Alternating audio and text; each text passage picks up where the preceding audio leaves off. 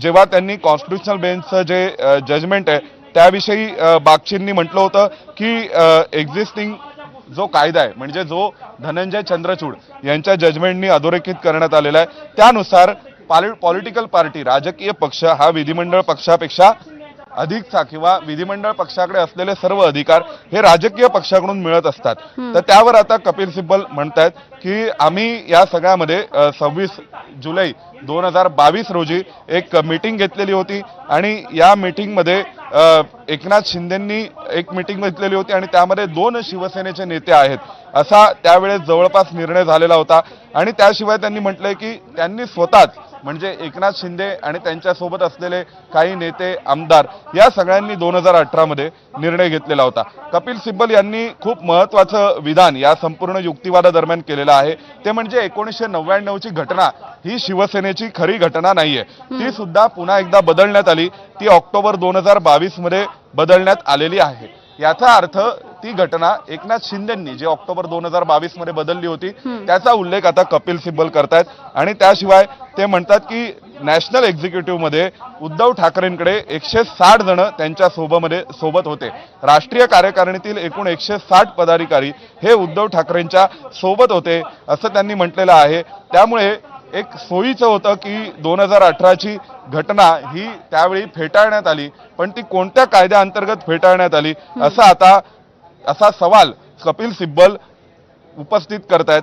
त्याशिवाय आता त्यांनी म्हटलेलं आहे की 17 फेब्रुवारी 2023 ला निवडणूक आयोगाने पक्षाचं नाव आणि पक्षाचं चिन्ह हे एकनाथ शिंदेंना दिलेलं आहे, त्यामुळे विधिमंडळ पक्षाचा एक गट हा आता पक्ष झाला असं कपिल सिब्बलांचं म्हणणं आहे। आणि त्यामुळे त्यांनी एक चुकीचा प्रश्न विचारला होता की कोणत्याही स्वरूपाचा जेव्हा विधिमंडळ पक्षामध्ये फूट पडते त्यावेळी प्रत्यक्ष राजकीय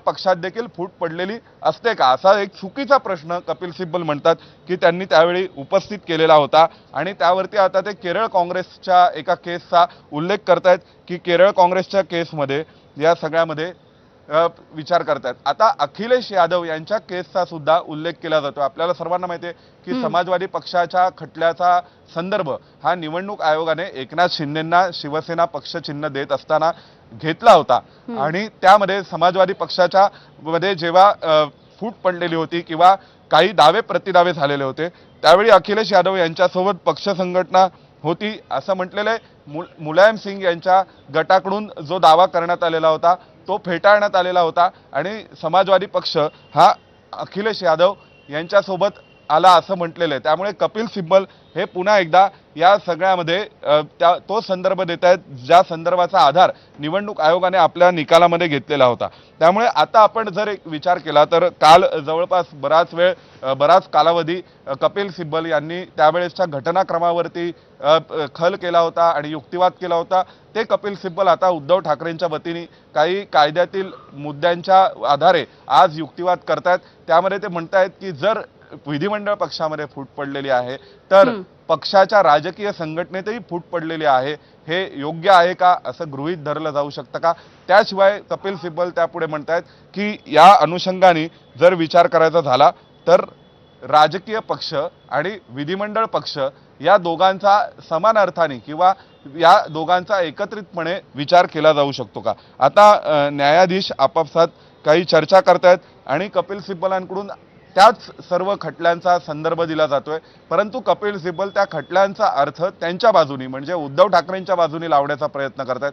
यामध्ये केरळ काँग्रेसचा खटला आहे, त्याशिवाय समाजवादी पक्षाचा जो मुलायम सिंग यादव विरुद्ध अखिलेश यादव खटला प्रकरण झालं होतं त्याविषयीचा उल्लेख करतायत। ब्रह्मानंद रेड्डी विरुद्ध इंदिरा गांधींचा जो काँग्रेस पक्षाच्या अनुषंगाने वाद झाला होता त्याविषयीचा उल्लेख केला जातोय। आणि आता कपिल सिब्बल म्हणतायत की जर या पद्धतीने जर राजकीय पक्षाच्या फुटी संदर्भातला निष्कर्ष निवडणूक आयोगाने काढला नसता तर निवडणूक आयोगाचं कार्य अधिकार क्षेत्रच या सगळ्यामध्ये कुठे आलं नसतं की ज्यामध्ये पक्षाचं नाव आणि पक्षचिन्ह ठरवण्याचा विषय होता। आता जेव्हा उल्लेख होतोय तो म्हणजे शिवसेनेच्या पक्षचिन्हाच्या अनुषंगाने जो निर्णय निवडणूक आयोगाने केला होता त्याविषयी आता युक्तिवाद कपिल सिब्बल करतायत। कपिल सिब्बल पुन्हा सांगतायत की डिस्क्वालिफिकेशन म्हणजे आमदार अपात्रता प्रलंबित असताना तुम्ही पक्षचिन्हाच्या नावाचा निर्णय का केला आणि पक्षचिन्हाच्या नावाचा निर्णय करत असताना आमदारांची संख्याच गृहीत धरली गेली असं कपिल सिब्बल म्हणतात। इथे आपल्याला आणखीन एक मुद्दा लक्षात घ्यावा लागतो, तो म्हणजे निवडणूक आयोगाने आपल्या निकालामध्ये असं म्हटलं होतं, ज्या निकालाच्या आधारे निवडणूक आयोगाने पक्षचिन्ह आणि शिवसेना ही एकनाथ शिंदेंना देण्याचा निर्णय घेतला, त्यावेळी निवडणूक आयोगाने असं म्हटलं की आम्ही ती परिस्थिती कन्सिडर करतोय, ती सिच्युएशन कन्सिडर करतोय ज्यावेळी विधिमंडळ पक्षामध्ये फूटच पडलेली नव्हती किंवा आमदारांचे 2 गट वेगवेगळे झालेले नव्हते किंवा आमदार अपात्रतेच्या कार्यवाही किंवा प्रक्रिया सुरू होण्याच्या आधीच्या आधारावरती ते विचार करतायत की कोणत्या गटासोबत किती आमदार होते आणि त्यानुसार वोटिंग पर्सेंटेज मतदानाची टक्केवारी कोणासोबत किती होती याचा विचार केला जातोय असं सध्या निवडणूक आयोगाने म्हटलेलं होतं। बरं सोमेश, या सुनावणीच्या दरम्यान असाही युक्तिवाद केला जातोय की